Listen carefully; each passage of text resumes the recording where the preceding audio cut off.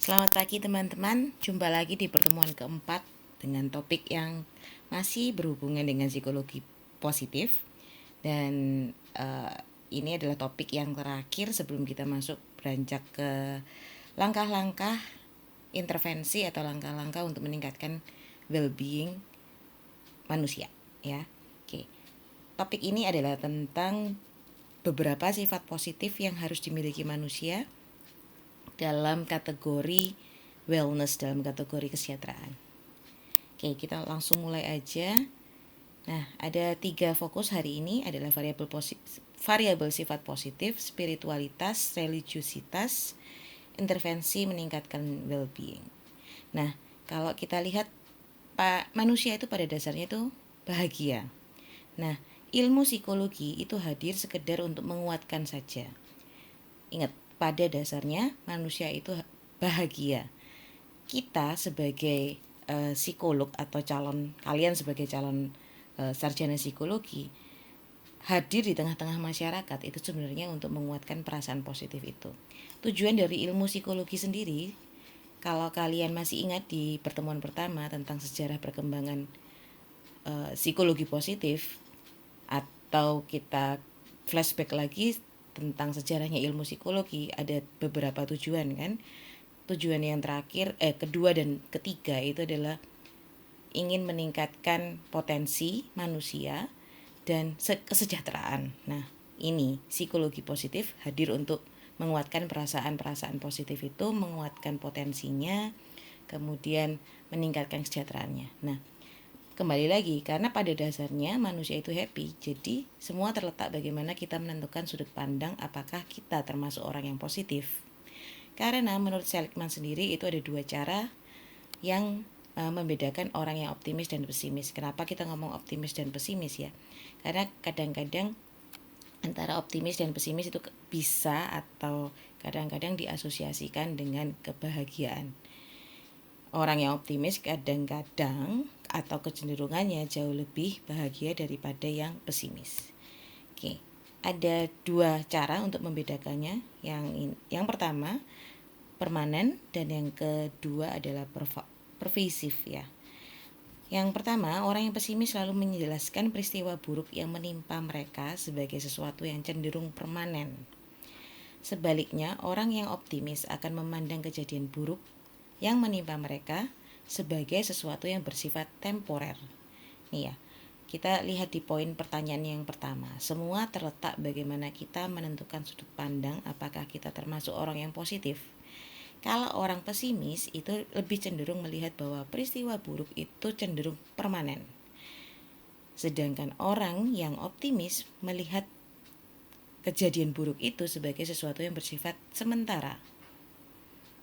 Nah, kemudian di kategori kedua, orang yang pesimis cenderung memberikan penjelasan yang menggeneralisasi atas kejadian buruk yang ada di sekeliling mereka. Jadi contohnya misalnya ada satu kejadian buruk, kecopetan. Nah, misalnya kecopetan, itu langsung digeneralisasi bahwa kejadian-kejadian yang menimpa dia itu adalah karena dia tidak memiliki keberuntungan dan sebagainya, sehingga dia menganggap bahwa dirinya tidak beruntung, tidak layak, selalu mengalami kesialan dan sebagainya. Nah, itu cenderung orang yang pesimis. Sedangkan yang optimis itu lebih melihat sesuatu atau menjelaskan sesuatu itu dengan lebih detail, khusus dengan kejadian itu saja, tidak perlu menyangkutkan dengan kejadian-kejadian yang lain gitu. Karena di Seligman sendiri mengatakan bahwa balik lagi tadi menentukan sudut pandang. Jadi kita yang menentukan sudut pandang tentang sesuatu kejadian yang menimpa kita, terutama kejadian buruk ya. Kalau kejadian yang baik ya kita biasanya melihatnya ya secara positif. Namun ketika kejadian buruk itu kita bisa melihat individu itu termasuk orang yang positif atau tidak dilihat dari cara mereka memandang ya memandang peristiwa buruk yang menimpa mereka. Nah, ada 3 cara menurut Seligman lagi, 3 cara membangun kekuatan positif manusia. Yang pertama itu life of enjoyment, yang kedua life of engagement, and yang ketiga life of contribution ya. Nah, kalau kalian lihat sebenarnya ketika manusia atau individu memiliki hidup yang menyenangkan, mereka akan akan lebih bahagia karena mendapatkan kenikmatan dan sebagainya. Namun ini akan menjadi bumerang juga ketika terlalu menikmati, terlalu berlebihan untuk menikmatinya, sehingga nanti menjadi hedonis karena terlalu terjebak dengan kenikmatan tadi, sesuatu yang menyenangkan. Meskipun ini ya 3 cara ini merupakan cara yang membangun kekuatan positif ya. Tapi kalau misalnya berlebihan pun ini akan menjadi bumerang bagi individu itu sendiri. Yang kedua, kalau kalian masih ingat Aristoteles bahwa sebenarnya kita itu harus saling terhubung antara diri kita sendiri dengan apapun yang kita lakukan, bukan sebagai sesuatu yang berbeda. Kita harus menikmati pekerjaan supaya apapun yang kita lakukan itu menjadi all in, optimal, karena kita terjun, kita mendalami, kita merasakan hubungan diri kita dengan kegiatan yang kita sukai. Contohnya saja ketika kamu melakukan hobi kalian sendiri, kalian akan lupa waktu. Nah, itu yang disebut life of engagement. Ya. Kita sampai terlalu kusuk. Ya, terlalu mendalaminya sangat. Nah, itu yang disebut life of engagement. Yang terakhir, ketika kita memiliki semangat melayani, berkontribusi dan bermanfaat untuk orang lain atau makhluk hidup, itu membuat hidup kita bermakna. Memiliki semangat melayani, berkontribusi dan bermanfaat untuk orang lain atau makhluk lain, itu membuat hidup kita juga bermakna. Ya. Ketika kita melayani, ketika kita melakukan sesuatu untuk orang lain, atau kita membuat hidup kita lebih bermakna, bukan hanya sekedar ya sudah saya bangun pagi makan, tidak ada maknanya. Bangun pagi sudah sedih misalnya, atau bangun pagi sudah merasa aduh kok bangun lagi. Nah, ini tidak ada semangatnya ya, tidak memaknai hidupnya. Nah, kalau kalian lihat di poin yang kedua itu ada tentang kita mengalami flow, yang artinya kita terserap pada kegiatan itu, kita mendalaminya banget. Itu ada variabel tersendiri oleh Seligman bahwa sebenarnya ketika kita terlibat sepenuhnya pada apa yang kita lakukan, itu kita sebut flow tadi ya, terlalu fokus, terlalu konsentrasi, kemudian kayak seperti sangat-sangat menyenangkan ketika mengerjakan sesuatu yang kita dalami.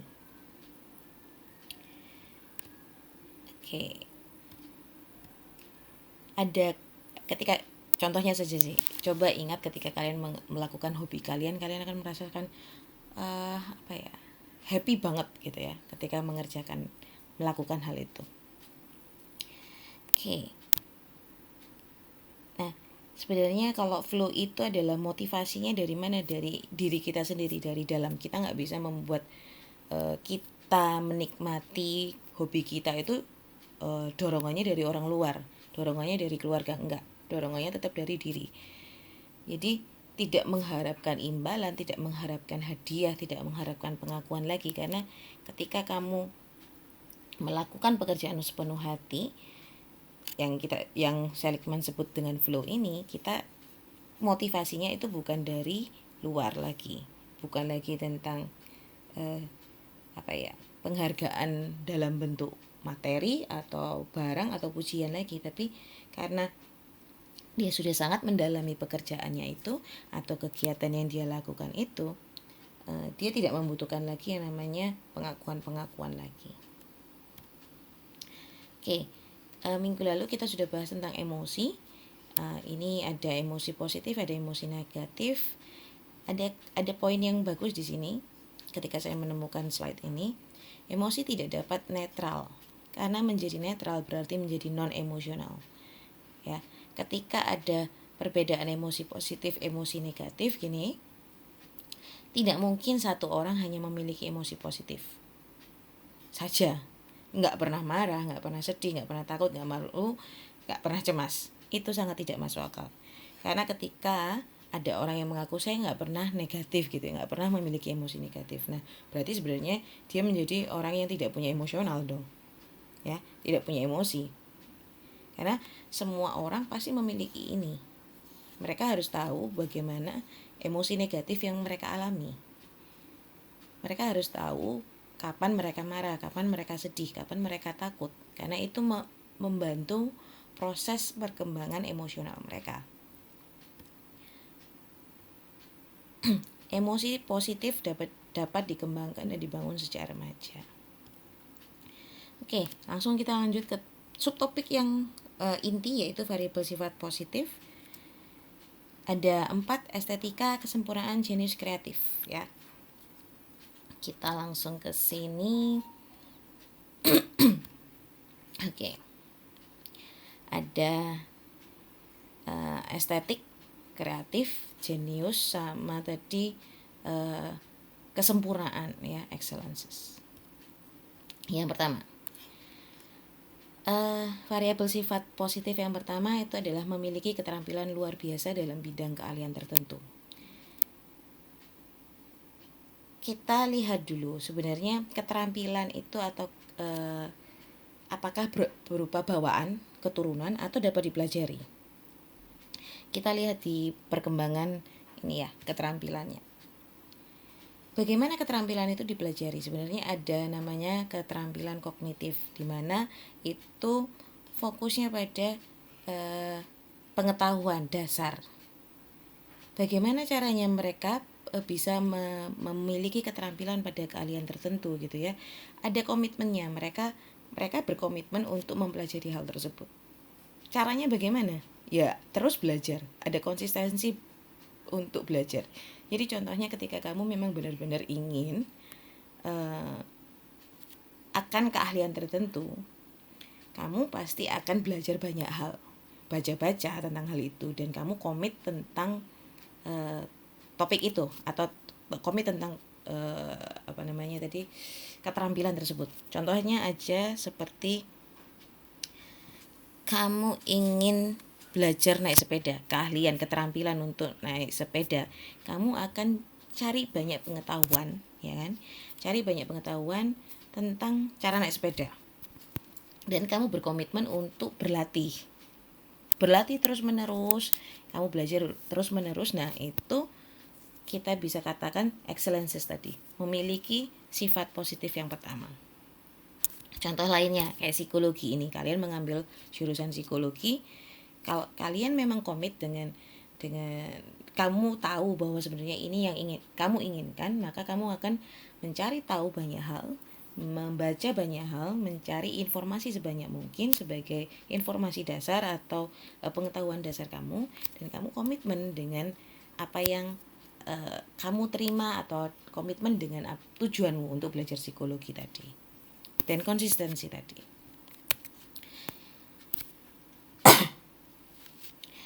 Ada 2 poin juga yang mengatakan bagaimana seseorang memiliki keterampilan atau keahlian khusus tadi ya, keterampilan pada bidang keahlian tertentu. Mereka terlibat penuh tadi, ada flow-nya tadi juga ya. Menjalani hidup sedemikian rupa sehingga terlibat penuh dalam apa yang mereka lakukan. Terlibat penuh, jadi nggak setengah-setengah. Kayak tadi belajar psikologi nggak setengah-setengah. Kadang-kadang kamu yaudah ganti deh, nggak usah psikologi, ganti lagi misalnya. Dan poin yang kedua adalah passionnya. kamu suka enggak kecenderungan yang kuat ke arah aktivitas yang mendefinisikan diri sendiri yang disukai, dianggap penting, dan di mana seseorang menginvestasikan waktu dan energi. Ketika kamu sangat menyukai bidang tertentu, kamu akan sangat menghabiskan waktumu di bidang tersebut. Nah, itu yang disebut passion. Dan kamu suka akan hal itu. Grit bahwa ketika kamu memiliki keterampilan dan dalam keahlian tertentu, itu berarti kamu ada kombinasi antara persisten, teguh gitu ya, tetap teguh pada passionmu. Nah, itu yang kita sebut dengan grit. Semakin bertambahnya usiamu, kamu akan semakin teguh untuk menjalani passionmu tadi. Makanya kadang-kadang kamu lihat ada orang lansia yang jauh lebih mendalami hobinya meskipun sudah tua, ya karena tadi sudah mendarah daging ya, sudah itu menjadi passionnya, itu menjadi keteguhannya, komitmennya, sehingga tidak perlu lagi ada dorongan dari orang lain lagi untuk meminta individu tersebut untuk bekerja melakukan hal tersebut. Oke, itu yang excellences. Sekarang estetik, bahwa sebenarnya manusia itu memiliki bukti keinginan estetika secara sejarah ya.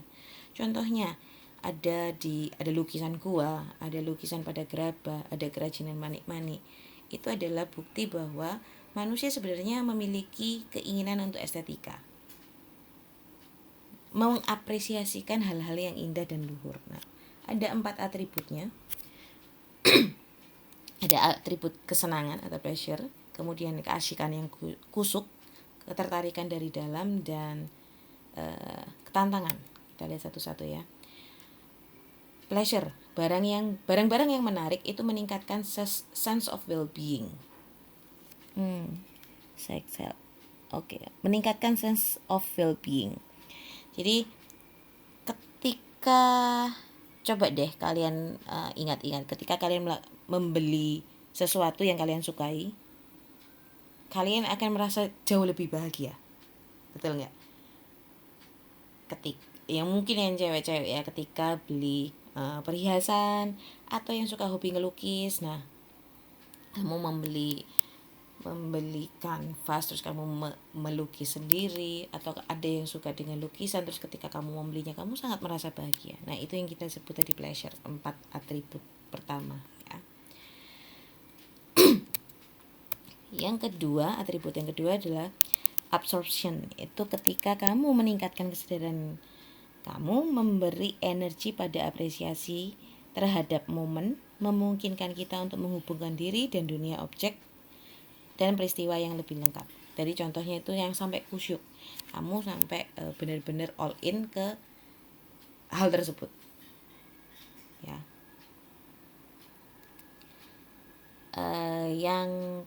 Atribut yang ketiga itu objek memiliki nilai estetika, memicu keingintahuan kita. Kita ngelihat kalian melihat pemandangan yang indah sekali, atau tadi balik lagi ke yang lukisan, kamu akan semakin tertarik melihatnya karena itu ada nilai estetikanya. Yang keempat, atribut yang keempat itu adalah tantangan. Estetika dalam seni dapat menantang kita untuk melihat lebih dalam pada diri kita sendiri dan mencari cara untuk mengekspresikan diri secara berbeda. Jelas ya, kalau yang ini tantangan. Oke. Nah, ini bukan termasuk dalam atribut estetika, tapi musik itu ada hubungannya dengan kesejahteraan. Punya keuntungan secara biologis. Dalam arti begini, ketika kamu mendengarkan musik-musik yang tenang, itu akan membuat saraf-sarafmu juga ikut tenang. Dan itu membantu tubuh manusia dalam memproduksi hormon-hormon yang bisa menenangkan diri kita sendiri.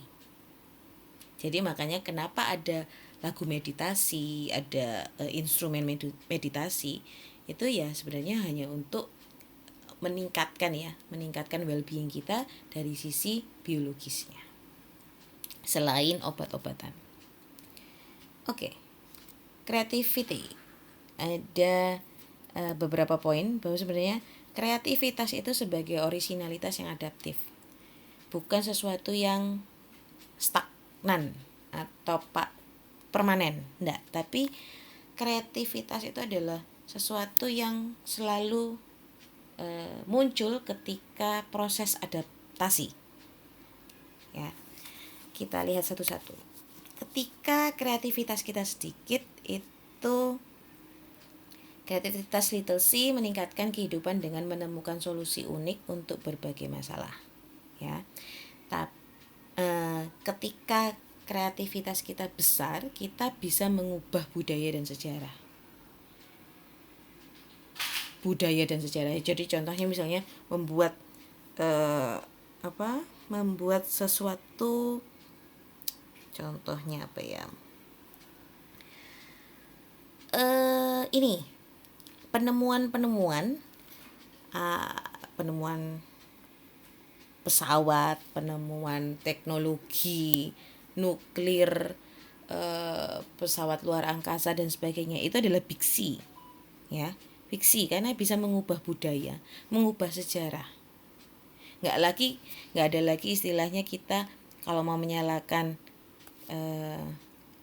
api, kita nggak perlu lagi pakai yang batu di waktu zaman manusia purba, karena ada orang-orang yang memiliki big C tadi, sehingga mereka mencari cara bagaimana mereka bisa menyalakan api dengan jauh lebih mudah. Nah, itu adalah big C.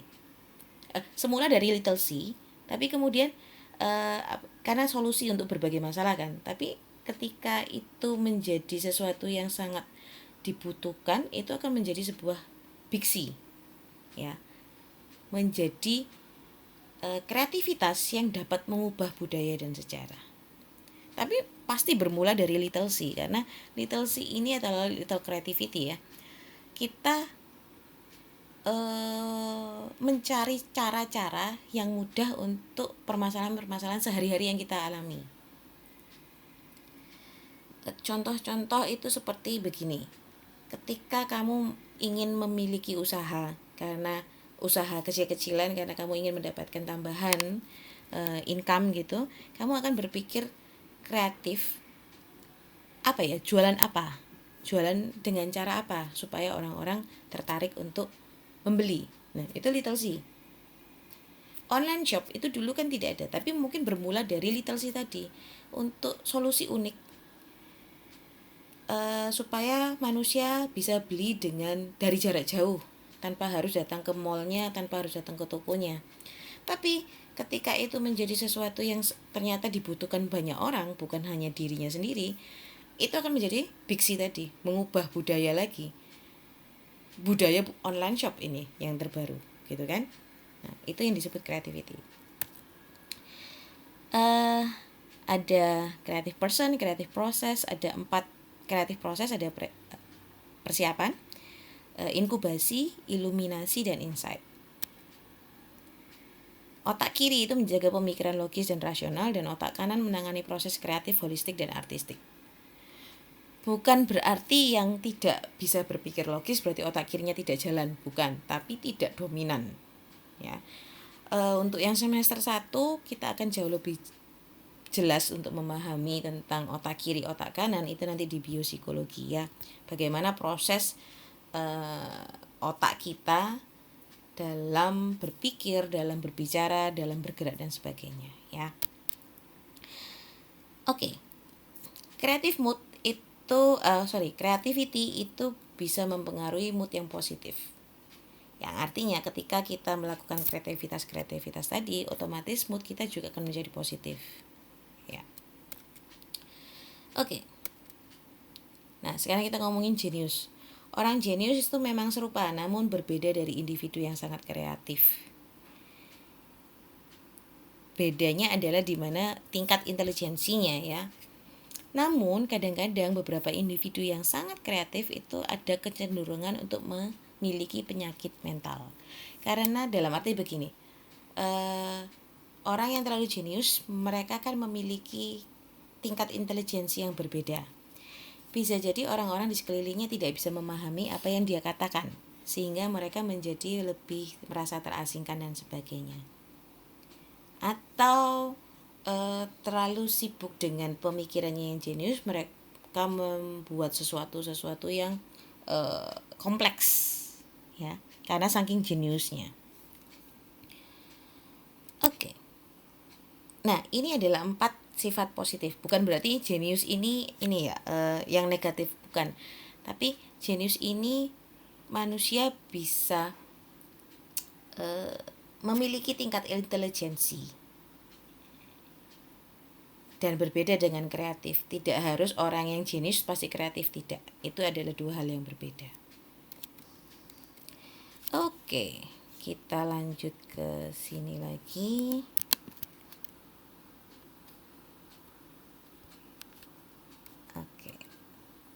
Sudah jenius tadi. Sekarang kita ngomong spiritualitas dan religiusitas. Bisa dibaca. Yang perlu kalian pahami sebenarnya itu spiritualitas harus kalian bisa bedakan antara spiritualitas dengan religiusitas. Spiritualitas kalau kita lihat definisinya adalah suatu tindakan untuk membuat dan mencari makna melalui rasa keterhubungan pada dimensi yang melebihi dirinya. Ya. Tindakan untuk membuat dan mencari makna melalui rasa keterhubungan. Ini kita nggak ngomongin agama ya, tapi mencari makna melalui keterhubungan dengan dimensi yang lebih tinggi. Kita lihat di kotak atasnya ini, yang berarti kita fokus pada transenden, hubungan kita dengan sesuatu yang lebih dari kuasa kita. Kita melihat spirit, kita melihat roh kita melihat esensi hidup kita dari perspektif yang jauh lebih tinggi. Oke. Nah, menjadi spiritual berarti mempunyai ikatan yang lebih kepada hal yang bersifat kerohanian atau kejiwaan dibandingkan dengan hal yang bersifat fisik atau material.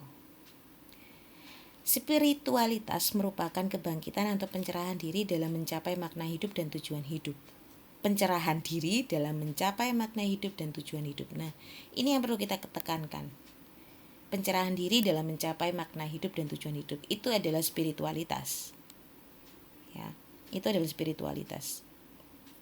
Makanya itu spiritualitas itu menjadi bagian dalam kesejahteraan, menjadi aspek dalam kesejahteraan. Spiritualitas kehidupan adalah inti keberadaan dari kehidupan, kesadaran tentang diri, kesadaran individu tentang asal, tujuan, dan kehidupannya. Ada beberapa karakteristiknya. Oke, nah ini kalian bisa baca.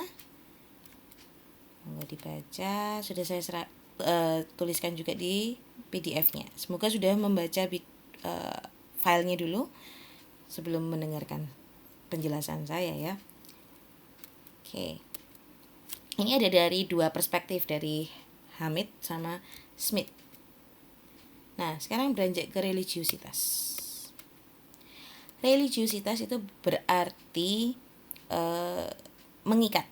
Kalau dalam bahasa ini ya, Latin, itu artinya adalah mengikat. Yang berarti pengertian dasar itu berpegang pada norma-norma atau aturan secara ketat. Itu adalah religiusitas. Menurut ini yang di kotak biru, keberagaman religiusitas adalah keberagaman yang berarti meliputi berbagai macam sisi atau dimensi yang bukan hanya terjadi ketika seseorang melakukan perilaku ritual atau beribadah, tapi juga melakukan aktivitas lain yang didorong oleh kekuatan supranatural.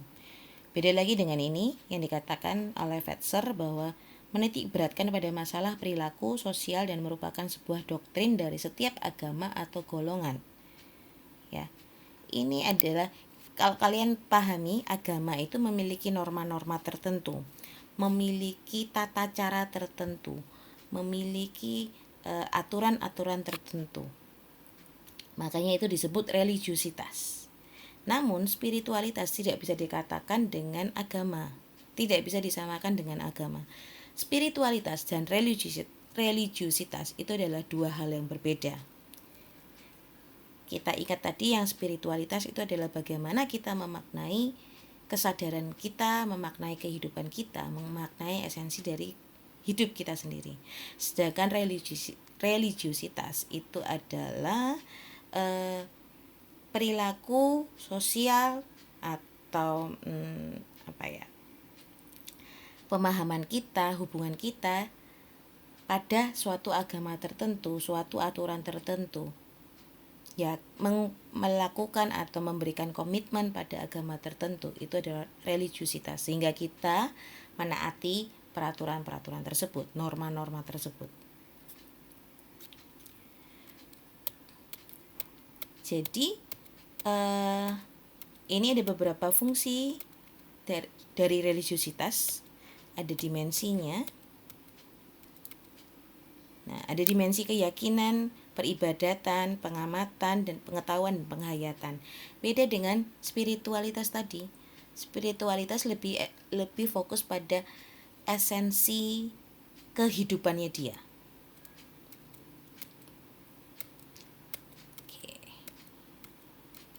Oke. Nah, faktor yang mempengaruhi religiusitas,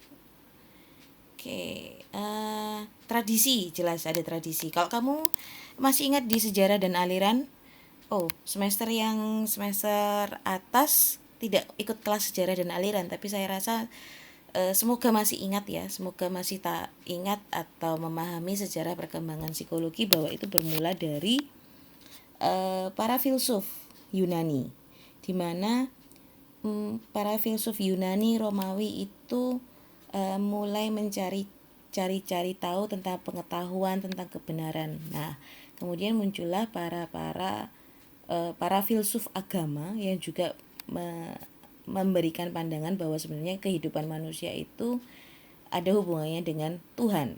Nah, mulai muncullah tradisi-tradisi sosial yang mengakomodasi pandangan tersebut, bahwa manusia itu harus mengikuti Tuhan. Mulailah muncul tadi agama, berbagai macam agama. Karena dari apa? Dari pengalaman. Jadi para filsuf agama itu mengalami atau menemukan, merasakannya.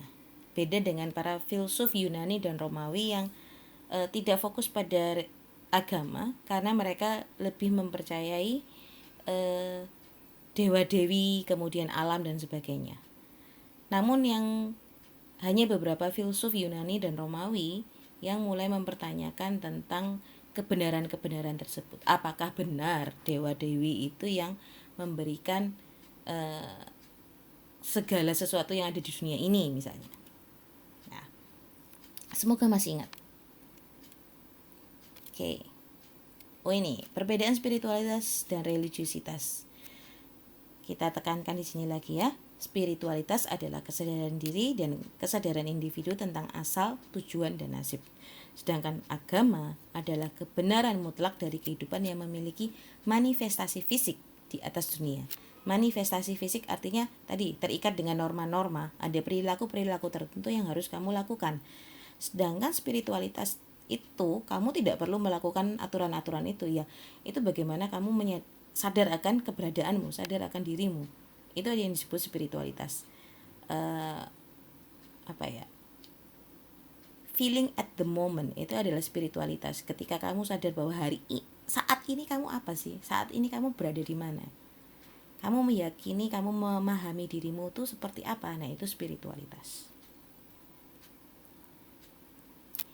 Dilihat di kalimat terakhir, orang-orang dapat menganut agama yang sama, namun belum tentu mereka memiliki tingkat spiritualitas yang sama. Spiritualitas ini bisa dihubungkan dengan hubungan individu dengan Tuhan.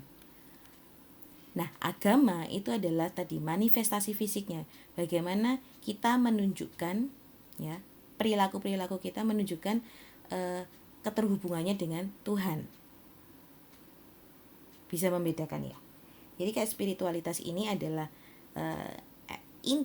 intinya bagaimana hubungan kita dengan Tuhan, yang sehingga kita bisa memaknai kesadaran kita, memaknai hidup kita. Tapi tidak selalu melulu dengan Tuhan ya, kalau yang spiritualitas, tapi lebih bagaimana fokusnya pada diri dan keterhubungan dengan sesuatu yang lain.